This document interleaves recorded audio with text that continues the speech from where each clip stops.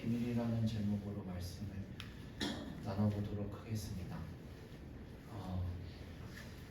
여러분은 기독교가 어떻게 시작됐다고 생각하세요? 기독교라는 것이 어떤 식으로 시작됐다고 생각하는지에 대하여 종교학자들과 역사학자들이 많이 주장하는 바에는 그 주된 주장이 뭐냐면, 예수는 기독교를 만들 생각이 없었고 단순히 유대교의 한 사람으로서 그 유대교 지도자들이 잘못하고 있던 것, 그러니까 관습적이고 그 의미는 지키지 않은 채 겉으로 외형만 지키고 열심히 지켰던 모습에 대해서 변혁을 일으키려고 개혁하는 자에 불과했다. 그런데 지금의 기독교를 만든 사람은 사실상 바울이다. 나사렛 예수가 했던 행동과 그 나사렛 촌동네의 어떤 풍습, 이런 쪽들을 헬라, 그리스 문화로, 이렇게 로마 문화로 변장을 해가지고 좀 아름답게 치장해서 그럴싸한 용어로 조직화해서 이렇게 만들었다 보니까 지금의 기독교가 있게 된 것이다 라고 생각하는 사람들이 제법 많아요. 여러분은 어떻게 생각하나요? 꽤 그럴싸한 이야기라고 저는 생각이 드는데요.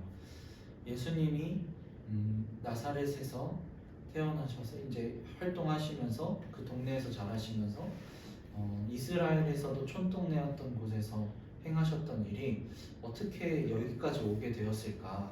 보면 종교를 조직적으로 만든 한 사람의 열심 때문에 이게 가능한 것일까라고 생각을 해보는 건데, 교회는 인간이 기획해서 만들어지고 그것이 운영이 되는가에 대한 이야기를 해보고 싶은 거예요.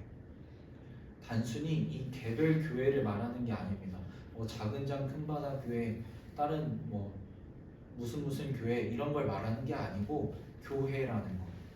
하나님이 만드신 이 교회와 기독교라는 걸로 우리가 인식하고 있는 이 종교가 과연 인간이 기획해서 이루어진 시스템일까? 지금까지 내려온 방식이 그런 면도 없지는 않겠지만 과연 바울이 그런 의도로 접근했던가? 나는 한번 종교를 창시해 봐야지, 내가 이 유대교에서 벗어나서 전 세계를 호령하는 종교를 만들어야겠다 라는 관점에서 시작했을까? 아니라는 것을 오늘 본문에서 말해주고 있습니다. 여러분에게 교회는 어떤 의미인지 먼저 잠시 생각을 해봤으면 좋겠어요. 내 생각에 이런 개별적 교회, 개교회라고 불리는 이런 교회 말고 하나님이 교회라는 것 왜 만드셨을까? 과연 언제부터 만들게 된 걸까? 어떻게 시작된 걸까? 그것은 어떤 것을 향해 가고 있는 걸까? 라는 그 고민을 가지고 오늘 본문으로 들어가 보면 좋겠는 겁니다. 각자가 개교회에서 경험한, 개별 교회에서 경험한 상이 교회의 전부라고 생각하기가 쉬운데, 하나님이 꿈꾸셨던 것, 시작하셨던 것, 바울이 과연 그러했는가, 기획해서 했는가에 대한 이야기를 한번 들어가 볼게요. 1절과 13절을 보면 한번 눈으로 따라와 보세요. 이러므로 그리스도 예수의 일로 너희 이방인을 위하여 갇힌 자 된 나 바울이 말하거니와. 지금 바울은 갇혔다고 말하고 있습니다. 13절에 그러므로 너희에게 구하오노니 너희를 위한 나의 여러 환난에 대하여 낙심하지 말라. 이는 너희의 영광이니라. 지금 어떤 여러 환난을 당하고 있고 갇혀 있다는 것을 밝혀주고 있어요. 바울이 종교를 창시하려고 했다면 과연 자기가 이렇게 죽어가면서까지 아무리 가택연금이라 할지라도 쇠고랑을 옆에 그 군인이랑 같이 차면서 이 군인이 자기도 이 죄수 때문에 쇠고랑을 같이 차고 있는데 환대를 해줬겠냐고요. 전혀 반기지 않았을 겁니다. 그럼 이 바울을 괴롭힐 확률이 훨씬 높죠. 막대했을 확률도 높고요. 근데 바울은 사실 유대교에 있었으면 최정상에 오르기 쉬운 존재였습니다. 가말리알의 문화생이고 지금으로 따지면 캠브리지, 옥스퍼드, 하버드 이런 예일 이런 느낌인 거고, 그 중에서도 최고석학이라고 불리는 사람의 제자다, 내가 그 다음 후계자다라고 할 만한 존재였고, 그리고 나는 유대인으로서 갖출 수 있는 모든 최고의 혈통에서부터 시작해서 난 완벽했다라는 식의 이야기를 했잖아요, 본인이 거의. 근데 가만히 있었으면 되는데 그럼 바울을 이토록 감옥까지 가게 만든 죽음을 무릅쓰게 만든 그것은 무엇 때문이었을까? 고작 종교를 만들려고 나 한번 부자 돼봐야겠다.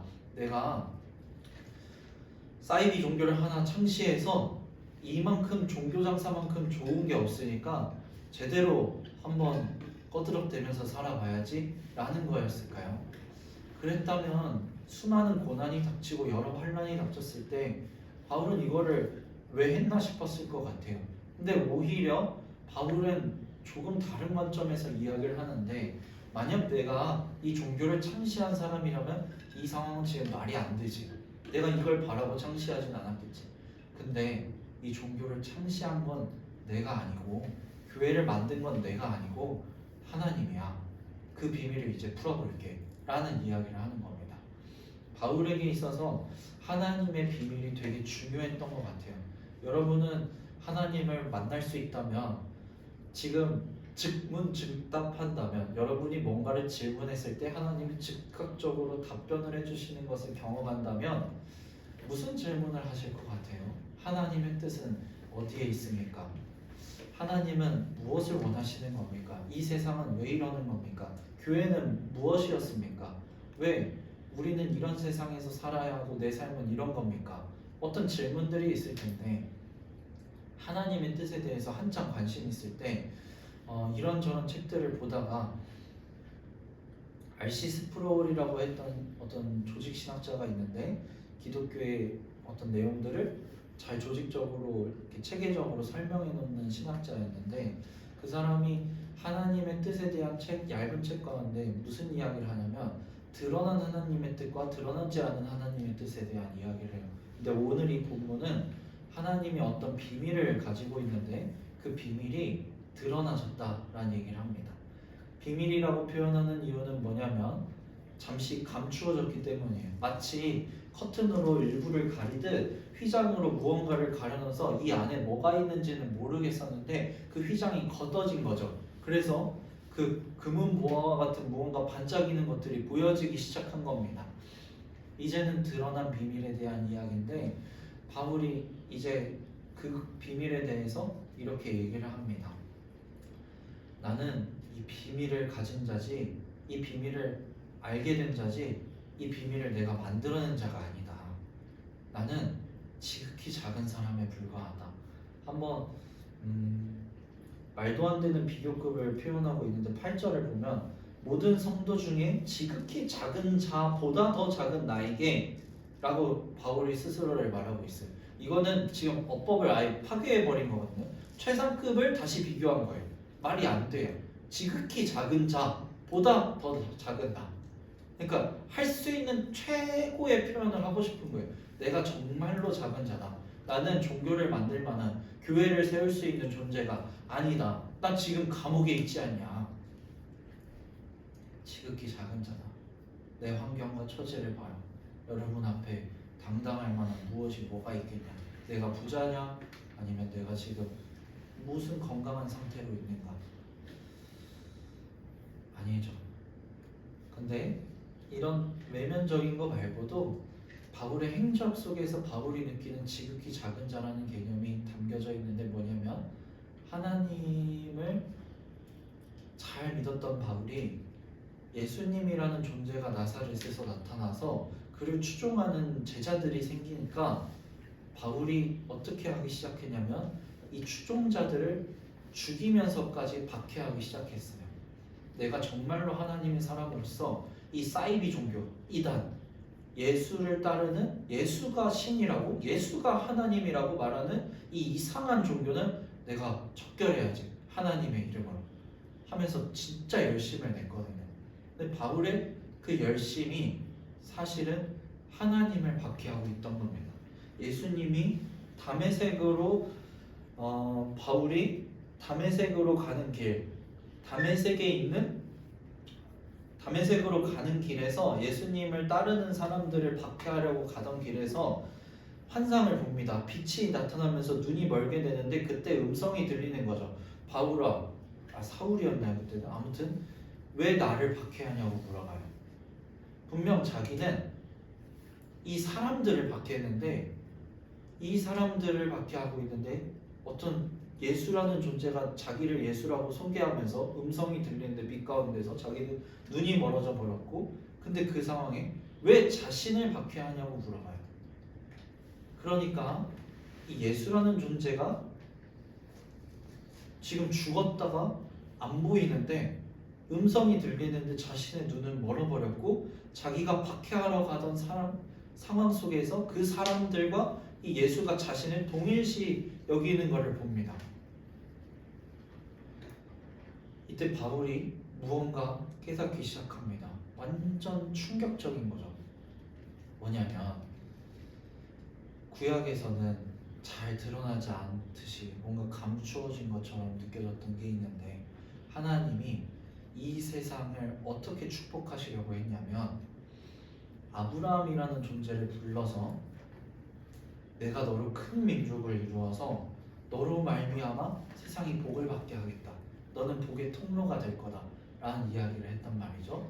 그래서 이스라엘 사람들은 선민사상이 있었던 거예요. 하나님께 선택받은 백성이라는 생각으로 자신들이 특별한 존재라고 여겼던 거예요. 근데 그 너로 말미암아 다른 이들이 복을 받겠다라는 개념이 사라진 거죠. 그랬던 이 유대 종교 속에서 살고 있던 이 바울이, 그곳에서 가장 열심을 내던 이 바울이 어떻게 되냐면, 아, 이건 되게 충격이구나. 하나님께서 이 유대인과 이방인의 담을 세우신 건 줄 알았는데 알고 봤더니 모든 것을 허무셨고 이 안에서 하나가 되게 하셨구나. 그 아브라함부터 시작한 어떤 이스라엘을 선택한 게 아니라 지금 보니 이스라엘을 통해서 어떤 대표적인 개념으로 이야기를 하고 계셨었는데, 그것을 못하고 있는 자신의 백성 이 이스라엘을 통해서 하나님의 뜻이 온 세계 가운데 드러나져야 되는데, 이루어져야 되는데, 뜻이 하늘에서 이루어진 것 같이 땅에서도 이루어지는 그 매개체로 이스라엘을 선택하셨던 건데 이 모든 게 잘못되어 있었구나. 그래서 하나님은 예수님을 보내셔서 모든 걸 바로잡기 시작했구나 라는 거예요. 이제 지금까지 이야기를 가지고 한 절씩 살펴볼게요. 2절 먼저 읽어볼게요. 너희를 위하여 내게 주신 하나님의 그 은혜의 경륜을 너희가 들었을 터이라. 뭐냐면 은혜의 경륜이라는 말은, 경륜이라는 게 되게 어려운 말처럼 느껴지는데 어려운 말이죠. 완전 어려운 말이에요. 오이코스라는 집이라는 말과 그 집을 운영하는 데 활용하는 어떤 행위를 합친 말인데, 이를테면 여러분이 요셉을 떠올리면 좋을 것 같아요. 청지기였잖아요. 그 집을 관리하는 청지기였단 말이죠. 근데 마치 이걸 하나님이 어떻게 쓰고 계시냐면, 내가 이 세상을 향한 어떤 이 집을 관리하려고 세운 계획이 있는데 그대로 운영하는 어떤 것이라고 생각하면 돼요. 좀 말이 긴데, 하나님의 집, 이 세상을 운영하시는 것을 경륜이라고 생각하시면 돼요. 계획하시고 그것을 이루시는 어떤 행위들, 이 세상을 향해서 하나님이 갖고 계셨던 계획과 실행, 이렇게 생각하시면 돼요. 그것을 바울에게 알려주셨는데 그게 뭐냐면 곧 계시록. 계시라는 것은 아포칼립스입니다. 묵시예요. 감추어졌던 게 드러나는 겁니다. 휘장을 거치는 거예요. 숨겨졌던 게 드러나는데 어떻게 그 비밀을 알게 됐냐면 3절에 보면 곧 계시로 내게 비밀을 알게 하신 것은 내가 먼저니 간단히 기록함과 같으니 4절에 그것을 읽으면 내가 그리스도의 비밀을 깨달은 것을 너희가 알 수 있으리라. 이 비밀을 바울에게 주셨는데 그 바울이 가지고 있는 이 비밀은 무엇이었냐면 4절에 그리스도의 비밀이에요.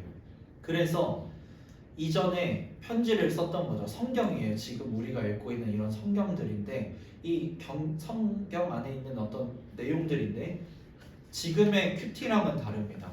이것을 기록된 것을 읽을 때 개인적으로 따로 시간을 내어서 묵상하는 시간을 갖는 그 문화 이런 풍습이 아니고 큐티가 아니고 이때 당시에는 종이도 귀하고 사람들이 글자를 읽기도 어려웠고 그러니까 어떻게 하기 시작하냐면 파피루스 같은 양피지 같은 종이에 그 가죽에 글을 써가지고 이제 보내게 되는데 그러면 그 편지를 받은 사람이 회람을 하는 거죠. 같이 읽는 겁니다. 공동체가 모여서 이 글을 같이 읽고 누군가 낭독해 주는 것을 듣고 귀로 듣는 겁니다. 읽는 거죠. 귀로 읽는 거죠.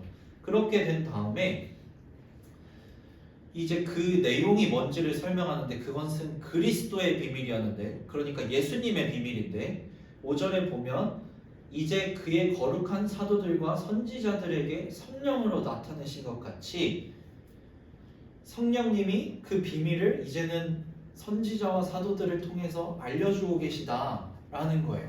이를테면 이런 겁니다.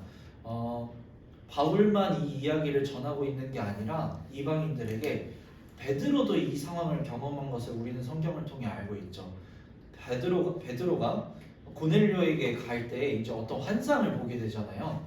그 환상을 보게 되는 이야기가 이제 하나님이 부정하시다고 한 음식이 이제 보이는 거죠. 환상 속에서. 나 이거 못 먹겠다 했는데 베드로에게 먹어라. 하나님 말씀하시는데 이게 은유였던 거죠. 이방인에게 가라. 율법으로 이거 막아놓은 거 아니었나? 우리는 그들과 구별돼야 됐던 거 아닌가? 근데 왜 그들과 이제 교류하라고 하지? 그들에게 이 이야기를 전하라고 하지? 라는 게 납득이 안 됐는데 이 비밀이 이제 성령님을 통해서 밝혀지기 시작했다는 건데 어떻게 되냐면 5절 뒷부분 보면 다른 세대에서는 사람의 아들들에게 알리지 아니하셨으니 사람의 아들들이란 말은 간단히 표현하면 그냥 유대인들이 사람, 인간을 표현하는 문학적 표현법입니다. 그냥 뭐 개 새끼는 개잖아요. 개 애기는 개잖아요. 사람의 자식은 사람의 새끼는 사람인 거잖아요. 그런 개념인 거죠. 그냥 사람의 아들들이라고 하면 그냥 사람인 겁니다. 아무튼 그러니까 그 사람 이전 세대에서는 다른 세대들은 몰랐던 건데 알리지 아니했는데 이제는 6절에 이는 이방인에게 복음으로 말미암아 그리스도 예수 안에서 함께 상속자가 되고 함께 지체가 되고 함께 약속에 참여하는 자가 됩니다. 이 6절의 내용이 하나님의 비밀이었던 거죠. 자, 제가 지금 정리가 안 돼가지고 횡설수설하는데 다시 한 번만 말할게요. 5절 뒷부분에 보면 다른 세대에는 사람의 아들들에게 알리지 아니했다. 그래서 비밀이었다. 하나님이 일시적으로 감춰둔 이야기였는데 왜냐? 모르는 거예요. 어떻게 알 수 있냐? 이 비밀의 내용이 무엇이었냐면 3절에 그리스도의 비밀이었잖아요. 그리스도의 비밀. 예수님이 오기 전까지는 이 비밀이 뭔지 모르는 거예요. 예수님이 오고 나서 야 내가 말하는 비밀은 이거였어 짜잔 하니까 이제 알게 되는 거죠. 그러니까 예수님이 오기 전까지는 알 수가 없는 거예요. 일부는 알 수 있어요. 구약성경 안에서도 메시아에 대한 내포하는 내용들이 있잖아요. 암시하고 있는 얘기들이 있었으니까. 그러니까 조금은 알 수 있었지만 완벽하게 알 수 없었던 것, 감추어두었던 것이 이제 확 드러난 거죠. 예수님이 하나님의 비밀이니까. 이제는 하나님이 이 세상을 향해서 가지고 계신 그 뜻, 그것의 궁극적인 최종본, 이제 완성, 그게 무엇이었냐? 예수님이었던 거죠. 그 예수님이 드러나는 순간 이제 깨닫게 되는 겁니다. 비밀에 가깝죠. 비밀이죠. 왜냐하면 예수님이 하신 일은 누구도 이해하지 못했으니까 처음에 그 제자들도 3년에서 4년 내지 함께 다녔던 제자들도 몰랐던 이야기니까 예수가 누구인지도 몰랐고 예수가 정말로 하나님의 아들이라는 사실을 깨닫기도 어려웠었고 예수님이 말했던 설교들, 예수님이 행했던 기적들을 알지도 못했어요. 비밀이었습니다. 그런데 예수님이 부활하신 이후에 깨닫기 시작했습니다. 성령님이 오시고 난 뒤에 이들이 이제 알기 시작합니다. 그 비밀은 무엇이었냐면 예수님이 무엇을 하셨는가예요. 십자가에서 무엇을 하셨는가? 예수님이 왜 오셨는가? 예수님이 왜 부활했는가? 예수님이 과연 무엇 때문에 하나님의 아들로서 이 땅에 와서 뭔가를 했던 건가? 이 세상에 하나님이 가지고 계신 어떤 계획이 있는데 그것을 운행하시는 것, 이것을 경륜이라고 표현했어요. 그게 비밀이 붙여졌는데 하나님이 뭘 하고 계셨는데 그게 잘 모르겠다던 거였던 거죠. 어린 아이 입장에서 엄마 아빠가 지금 뭐 하고 있는지 모르겠는 거예요. 이해를 못 하고 있었던 거죠. 근데 이제는 알게 된 겁니다. 6절입니다. 이방인들이 복음으로 말미암아 그리스도 예수 안에서 함께 상속자가 되고 함께 지체가 되고 함께 약속에 참여하는 자가 됨이라.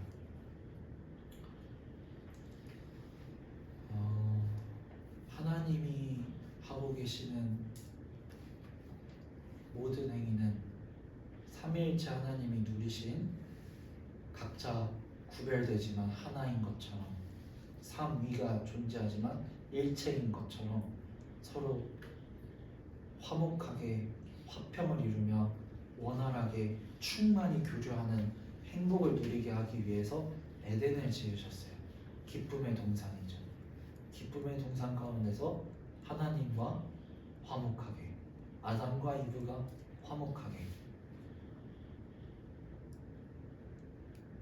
그 화목을 누리며 그 화평을 누리며 살기를 바라셨던 건데, 지금 하나님을 인간들이 배제하고 소외시킨 세상은 어떻게 됐죠? 너무 알기가 어려우니까 다시 한번 생각해 볼게요. 중세가 종교를 완전 지배당한 세상이었잖아요. 기독교 종교로 국가와 종교가 하나가 되면서 싸우기 시작했잖아요. 근데 그런 거 다 뛰어넘고, 그럼 근대가 중세를 구분지으면서 한 행동이 뭐였냐면 하나님을 추방시킨 겁니다. 신은 죽었다 말하기 시작하면서 어떻게 하기 시작하냐면 모든 학문의 신학이 중심이 되어서 하나님과 세상을 계속 연관지어서 생각했단 말이죠. 천체학도, 물리학도, 어떤 학문도 말이에요. 근데 근대화 되고 나서는 너네는 종교학, 신학, 종교 교회 안에서만 하는 거야. 그러고 가둬버립니다. 그리고 합리적이고 이 세상을 아름답게 만들고 원활하게 만드는 것은, 부유하게 만드는 것은 근대의 합리성이야. 과학의 발전이야. 이성이 왕이 된 시대야. 네. 여러분과 제가 살고 있는 세상에서 과연 그러한가 묻는 거죠. 정말로 살만해졌냐는 겁니다. 하나님이 운행해 오시는 것에 있어서 비밀의 경륜이 드러난 것은 화목이었어요. 원수와 같이 여겨졌던 유대인과 이방인, 이 초대교회 안에는 어떻게 구성되어 있냐면요, 노예와 주인이 함께 있었어요. 그래서 나중에 성찬에 대한 본문을 다룰 때 이야기하겠지만, 성찬을 할 때 이 빈부격차가 느껴지는 거예요. 일하다가 늦게 오는 사람들이 성찬에 못 오니까 부자들은 일찍 참여해서 다 맛있게 먹고 있는데 소외되기 시작하는 거죠. 노예와 주인들, 지혜자와 우매자, 많이 배운 사람과 배우지 못한 사람, 어리석은 사람과 똑똑한 사람이 함께 있었습니다. 부유한 자와 부유하지 못한 자, 가난한 자가 함께 있었어요. 그래서 초대교회 때는 자신의 집을 팔아서 함께 공동으로 같이 살기 시작한 거죠. 말도 안 되는 일들이 벌어졌던 겁니다. 정말로 화평이 이루어졌던 거예요. 화목이 이루어졌던 겁니다. 원수같이 여겨졌던 유대인과 이방인이, 지혜자와 우매자가, 부유한 자와 가난한 자가, 이제 머리가 안 돌아가요. 하나 될 수 없는, 분리될 수밖에 없었던 이질적인 존재들이, 원수 같은 존재들이 하나 되는 것을 보기 시작한 겁니다. 그래서 기독교는 인간이 기획해서 만든 게 아니고 하나님의 이 비밀이 예수님 때문에 드러났기 때문에 이루어졌던 겁니다. 그걸 본 사람들은 이게 사입이라고 생각하지 않게 된 거예요. 이게 말이 안 된다. 정말로 사람이 하나가 될 수 있구나. 우리가 이렇게 다 다른데 피부색도 다르고 살아온 문화, 가정도 다르고 가지고 있는 뒷 배경도 다른데 이게 가능하구나 라는 걸 본 거죠. 누구 안에서? 그리스도 안에서 함께.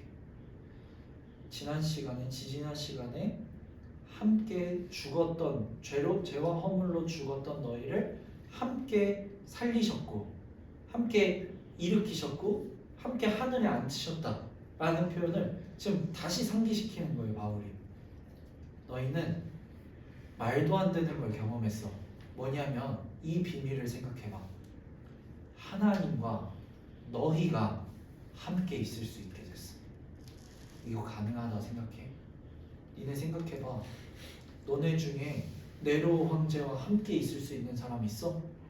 카이사르와 함께 있을 수 있을 만한 사람이 있냐고. 이 세상, 이 로마 세계에서도 가장 높은 존재와 당신들은 함께하지 못하잖아. 그래서 아르테미스 신전 가가지고 그렇게 별자리 보면서 신전 보면서 그렇게 우리 연명했잖아. 근데 너네 이 모든 걸 지으신 하나님과 함께라니까. 너네가 버린 하나님이 너네 곁으로 와버렸다니까. 가까이 하러 오셨다니까. 친밀해지려고 오셨다니까. 함께. 이 연합이 말이 돼? 인간과 원수된 하나님이 이 모든 걸 허물고 자신의 몸을 내어주심으로써 하나가 된 것. 이게 납득이 되니? 이게 말이 된다 생각해? 너네 이성으로는, 너네가 가지고 있는 지혜로는 이해가 되냐고? 안 되잖아. 이게 되면 우리도 함께일 수 있어. 하나가 될 수 있어. 하나님은 그것을 위해 이 모든 것을 시작하셨고 이루어가고 계신 거야 라는 거죠.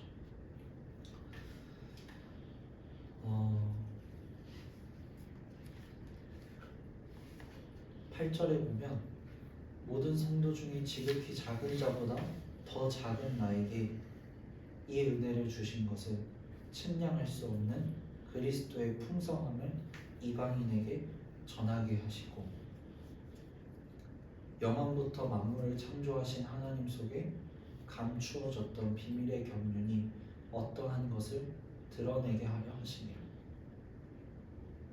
이는 이제 교회로 말미암아 하늘에 있는 통치자들과 권세들에게 하나님의 각종 지혜를 알게 하려 하심이니. 10절에 보면 하늘에 있는 통치자들과 권세들에게 하나님의 각종 지혜를, 여기 각종은 다채로운이라고 표현할 수도 있습니다.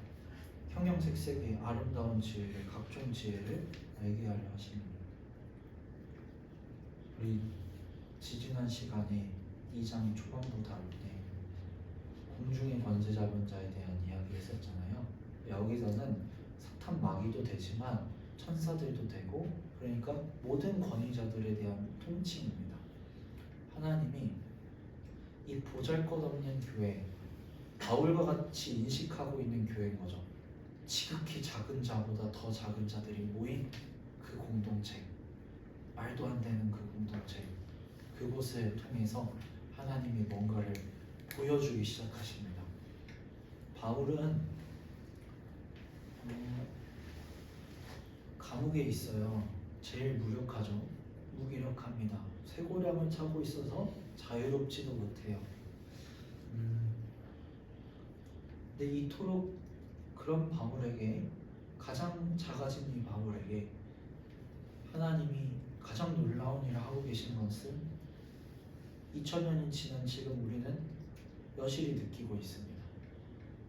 로마 제국은 멸망했지만 로마 제국의 감옥 안에 있었던 이 바울의 했던 일들은 여기까지 전해져 왔죠. 하나님의 비밀의 경륜이 말도 안 되게, 말도 안 되는 사람들을 통해서, 그들의 말도 안 되는 희생과 헌신을 통해서 여기까지 왔습니다. 다시 한번 물어볼게요. 하나님을 완전히 배제시킨 세상에서 여러분은 살만하십니까? 아예 교회도 안 다녀보고 그냥 신 없다 생각해 보세요. 그러면 그리고 그렇게 살아가는 사람들을 한번 봐보세요. 그들은 정말로 살만해 보이는지. 학교는 가르침을 위해서, 배움을 위해서 있습니다. 병원은 치료를 위해서 있죠. 법원은 옳고 그름을 판단해주기 위해서 있습니다. 그런데 신학을, 하나님을 완전히 배제시켜버리고 소외시킨 다음에 아예 니네는 니네끼리만 얘기해. 예배, 종교 이런 건 니네끼리만 하는 이야기만 해. 그러고 다 사회 속에서 다 배제시켜버렸어요. 그럼 한번 물어볼게요. 여러분은 여러분의 법정을, 우리나라의 법정을, 이 세계의 법정들을 신뢰할 만하다 생각합니까? 여러분은 의사들이 돈을 추구하지 않는 것 같아 보입니까? 가르침은요, 빈부격차가 없어 보일까요?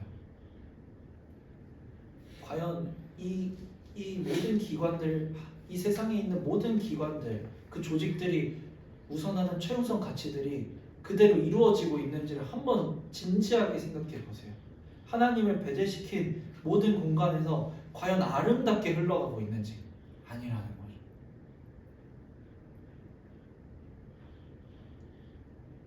근데 이 교회를 통해서 하나님이 말도 안 되는 일, 화목을 이루어 가시는 것을 보기 시작할 때 세상은, 공중의 권세 잡은 자들은, 하늘의 권세들은 깨닫기 시작합니다. 가장 미련한 방식으로, 가장 어리석었다 보였던 방식으로 하나님이 예수를 통해서 비밀을 드러내셨는데 이 교회도 마찬가지였던 거죠. 그 예수님을 통해서 시작된 이야기가 이 바울이 가장 약해 보이는 순간에 이 가장 강력하게 전해지고 있는 이 교회가 세워지고 있는 이 교회들이 보이는데 그들 가운데서는 화목과 화평과 연합과 일치가, 연대가 있었던 거죠. 하나된 새 한 피조물이 교회로 시작됐던 겁니다. 이 세상의 모든 조직들이 원활히 움직이는 것, 그리고 우리가 살만한 세상이라고 하나님이 다스리고 계시는 것을 느끼게 만드는 출발은 저는 교회인 것 같아요. 말도 안 되고 모두가 다 포기한 그 순간 교회는 서로 사랑을 하는구나. 하나님이 원수를 사랑하신 것처럼 인간들이, 헬라인과 유대인들이 그 말도 안 되는 격차를 다 극복하고 하나가 되기 시작했구나. 물론 성경 안에도 나와요. 이게 때때로 삐그덕거리면서 잡음을 일으켜냅니다. 그리고 그 잡음은 굉장히 커질 때가 있어요. 그러니까 바울이 성경에서도 그런 다툼들에 대해서 얘기했겠죠. 나중에는 바울이 베드로에 대해서도 뭐라고 힐난합니다. 너는 왜 하나 되는 것을 이렇게 망쳐버리니? 근데 그 모든 과정 가운데 하나님은 교회를 통해서 말도 안 되는 일을 하시고 계신 겁니다. 마지막으로 8절과 10절을 다시 한번 읽어볼 텐데요. 그리고 찬양하고 마칠게요. 함께 읽어보겠습니다. 모든 성도 중에 지극히 작은 자보다 더 작은 나에게 이 은혜를 주신 것은 측량할 수 없는 그리스도의 풍성함을 이방인에게 전하게 하시고. 8절을 먼저 멈춰보면 제가 생각할 때 교회가 하는 가장 큰 첫 번째 일은 측량할 수 없는 그리스도의 풍성함을 이방인에게 전하는 겁니다. 그러려면, 전하려면 뭘 해야 되냐면 그리스도의 풍성함이 측량할 수 없다. 그러니까 다다를 수 없는 거죠. 끝이 없다는 거예요. 예수님을 정말로 다 안다고 착각하는 건 안 되는 거죠. 하나님의 뜻을 안다고 착각하지 말고 계속 궁금해야 되는 겁니다. 그러면 예수님이 하나님의 비밀이라면, 교회가 하나님의 비밀이라면 이 예수님에 대해서 얼마나 하나님이 풍성하게 드러내고 계신지를 우리는 계속 살면서 궁금해. 그러니까 막 24시간 동안 도대체 하나님은 뭐였어? 이게 이러라는 얘기가 아니고요. 여러분이 살면서 계속 붙잡아야 되는 이야기라는 거죠. 24시간 강박적으로 세뇌시키라는 얘기가 아니고 하나님이 이 예수님을 통해서 도대체 이 세상에 무엇을 하셨던 걸까? 과연 이 세상은 어떻게 변해가고 있었던 걸까? 계속 궁금해 해보라는 겁니다. 것을 전하라는 거예요. 그리고 제일 큰 두 번째 교회의 일 10절입니다. 이는 이제 교회로 말미암아 하늘에 있는 통치자들과 권세들에게 하나님의 각종 지혜를 알게 하려 하심이니. 하나님이 교회를 보면서 자랑스러워하세요. 천사들에게, 마귀에게, 그리고 이 세상 권세자들에게. 야, 니네 국가 권력들 한번 봐봐라. 마귀야 봐라. 천사들아 봐봐라. 이 보잘것없는 이 교회가 내가 모든 걸 하는 그 놀라운 공동체야. 내가 이 교회를 통해서 이 세상을 회복시켜 갈 거야. 이 교회를 세운 거는 바울이 아니고 나야. 이게 하나님이 교회를 향한 시선입니다. 자랑스러워하세요. 이 보잘것없는 이 교회들을.